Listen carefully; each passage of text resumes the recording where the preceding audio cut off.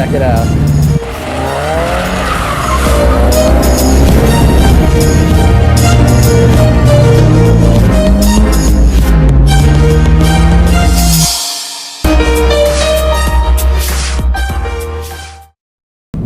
What's up, everybody? Super Duper X Fan here for another weekly update, number 32 on this Friday. So, what's new with the BRZ? Well, the first thing is that my car was featured on the Acceleration Nation Instagram page, and he posts all kinds of really cool pictures of awesome cars, and he's got tons of followers, so it's really exciting that he featured my car on his page as well. And so yeah, definitely go check out the picture on his page. It's at Acceleration Nation. I'll put a link in the description. Even if you don't have Instagram on your phone, you can still go onto the website and see the picture, and follow him for more pictures, hopefully, of my car and of all of the other awesome cars that he posts all the time on his page. And speaking of Instagram, for those of you that follow me on Instagram at BRZ Fan, and or if you follow me on the Super Duper X Fan Facebook page, you would have seen that on Tuesday I got a chance to film a review of a 2006 STI, and many of you guys have been wanting to see one of the newer STIs, so I was really happy to be able to review that for you. And so the video will be coming hopefully tomorrow or Sunday. The review videos take me quite a bit of time. The Cadillac CTS-V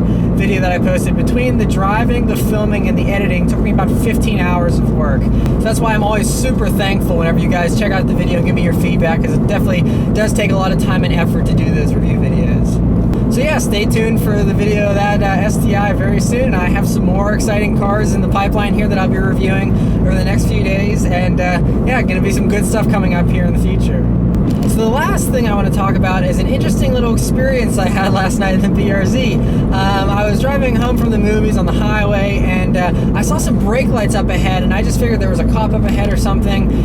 People were just slowing down, so I got in the right-hand lane, slowed down a little bit, and so I'm chilling in the right lane, just cruising, and all of a sudden the car that's a couple car lanes in front of me hurries up and swerves out of the way of a bunch of like pipes or something that were like blocking half of the right lane on the highway. And so I came up on him, and I only had a split second to react, and luckily I knew there wasn't anyone in the lane next to me, so I immediately just swerved the car, and it immediately went right around it. Super quick reaction time, and that just goes to show you, I go on and on in my reviews and talking about this car, how great it is to have sharp handling, sharp steering, and it's not just for fun, and it's not just for fast lap times, but it also is a safety thing. It really saves me, because I don't think that a lot of other cars would have been able to avoid that the way this car did. So yeah, that's it for all the update stuff, so I'll send it back to me at the news desk for this week's news. Right, so for this week's news, the first thing I want to talk about is there's a report that the Toyota GT86 convertible has been put on an indefinite hold, which I don't really know how credible this story is, because we also had reports that they're going to be unveiling a new convertible concept at the Tokyo Motor Show at the end of this year. And now this says it's on indefinite hold because they say, you know, they want the car to be lightweight, low center of gravity, and if they add all this weight, you know, to reinforce the body for the convertible, that it's going to be heavier and slower and all that kind of stuff. Some people have been guessing that maybe they'll hold off on the convertible until they do the power increase in, you know, 2015, 2016, something like that. That's a possibility. I don't know. The whole thing is still anybody's guess. I mean, this is all conjecture for now, so I wouldn't be too upset about this. I'm actually looking forward to a convertible version. I would very seriously consider buying a BRZ convertible if they came out with one. So, I mean, I hope that that eventually comes out, but yeah, you know, it's all just guesses for now. One interesting bit of news this week is the BMW 2 Series that was leaked. They had some pictures that spy photographers took many months ago, I think. And so anyway, they just unveiled the specs that I guess leaked out about what the 2 Series is going to do performance-wise. They're going to have a base 2 Series that's going to be called the 220i. That's going to be powered by a 2-liter inline 4-cylinder. It's going to be putting out, they say, around 180 horsepower, and that's going to be under 3,000 pounds.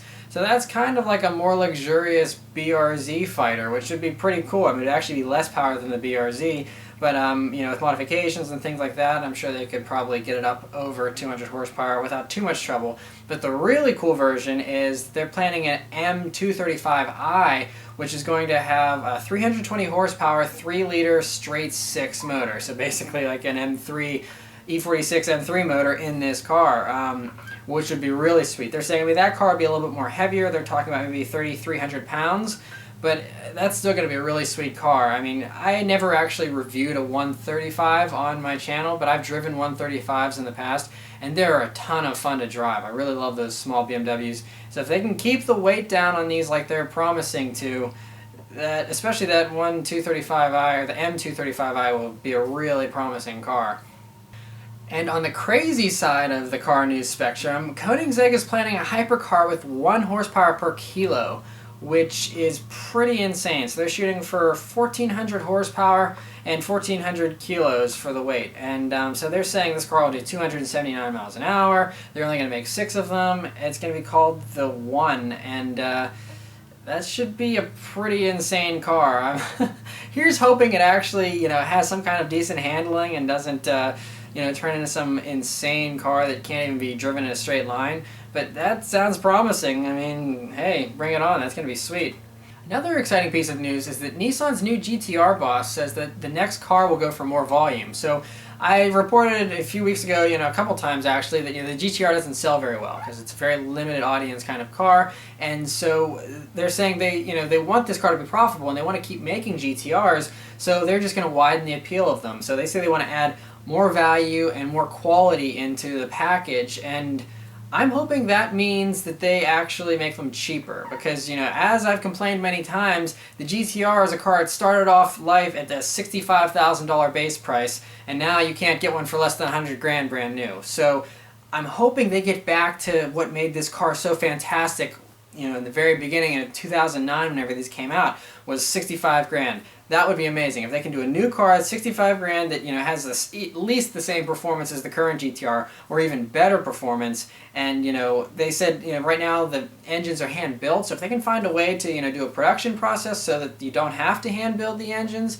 to bring down the cost even more. I mean, it's just a twin turbo V6. It shouldn't be super hard. There's that's not an insane motor to build. So hopefully they can streamline the process of producing this next generation car, and that should be really exciting. It sounds like all good news on the GTR front right now, so here's hoping they can stick to it and make this car a reality. The last little bit of news I want to talk about is the 2015 Cadillac Escalade was officially released, and I think it looks really cool. I love the way the front end looks, the back end looks. I don't know, I kind of have a thing for Cadillac recently, and this new car looks really good. I love the long tail lamps in the back. Very cool looking, all the LED treatment, the boxy, bold grille and everything. Just looks really nice. The interior is spectacular. It goes along with all the new Cadillacs that now have these really nice interiors like you see on the CTS and the ATS. And so yeah, pretty cool. It probably won't drive that great because it's a GM SUV chassis, but it sure does look good and it'll be comfortable to ride in, I'm sure.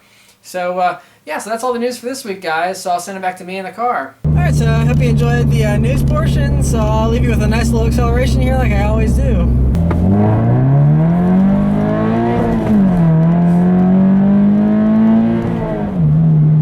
Yeah, so there you go, guys. Another awesome acceleration. Still love this car. It's so much fun.